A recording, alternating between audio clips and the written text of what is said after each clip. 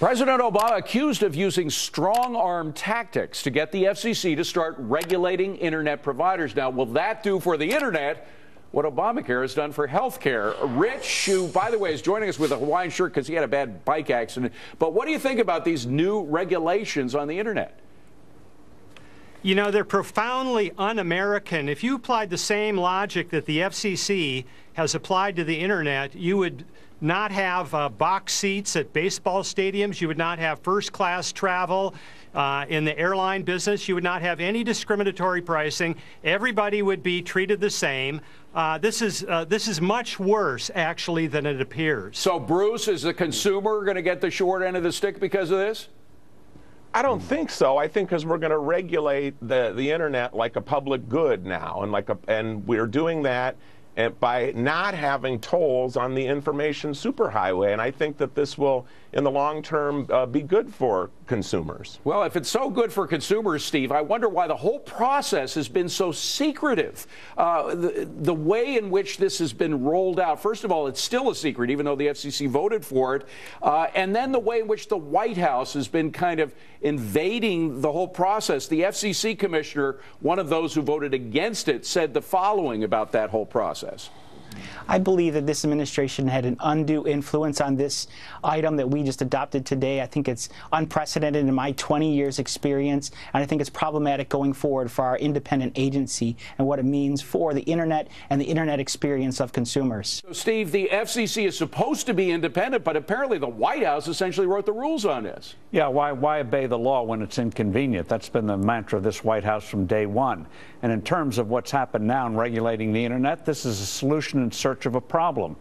Data hogs love it because they don't want to pay their fair share. But if I want to send something by FedEx, I pay more than if I pop it in a mailbox. If you want more, you pay more. Yeah. And that's also an incentive for people to figure out how to make it more efficient. So we're going to end up paying more and getting less. And government control, especially when you have to, in effect, get government permission to set up a website or things like that. Whoa, this thing is just the beginning.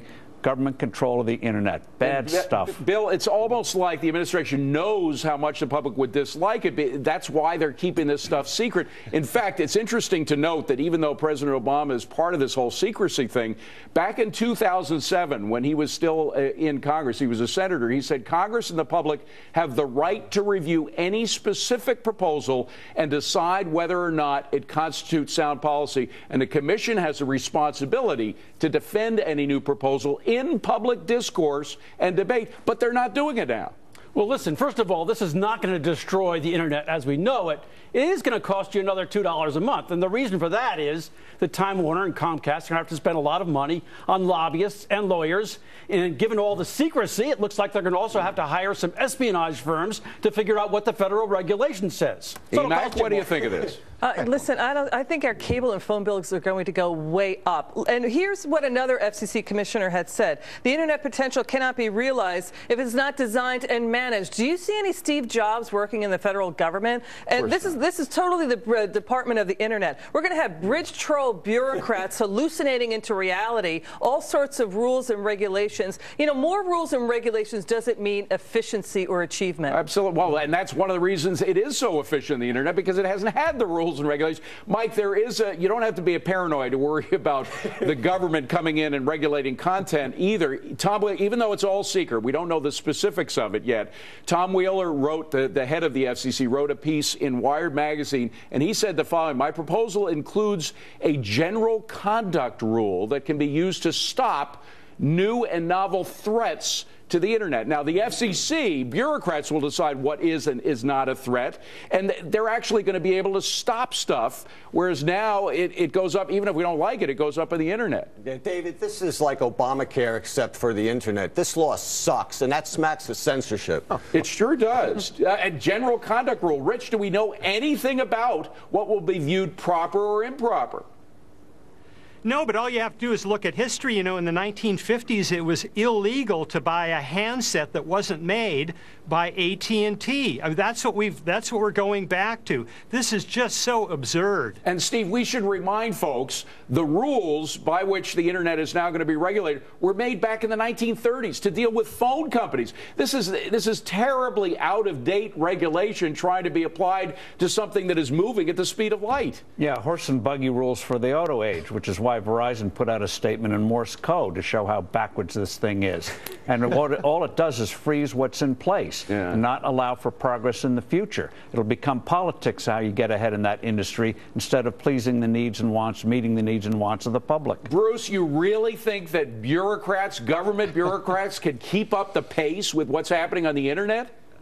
Well, I don't know about that, but here's the deal. I don't know that this came from Obama's secrecy, as you're saying. This came from like 4 million internet activists here, and I would fall on the side of a Netflix or a Mozilla before I would fall on the side of a big company like Comcast or Verizon. Well, I mean, there were lots of people that wanted Mike this. Ozanian, that's even worse if it was a secret deal that was made between the government and these big corporations. That's even worse. The only reason Netflix can get its content on the internet is because the cable companies put in the spending on the infrastructure because they knew they could recoup the costs in the future. That's the whole damn point. All right. I think with a few exceptions, most people are not happy with this. Meanwhile, the Cash It In gang getting ready to roll at the bottom of the hour. Eric, what have you got? Hi, David. State of denial. The Secretary of State saying Americans are living in a safe period. Wow. Did he not see the big terror bust in New York this week?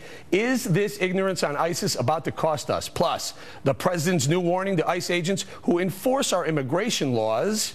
Cashing in. See you at the bottom of the hour. Sounds great, Eric. We will be watching. But up here first, no tax on personal income. Doesn't that sound nice? More states doing it, and history showing all states may want to go for it. We report, you decide.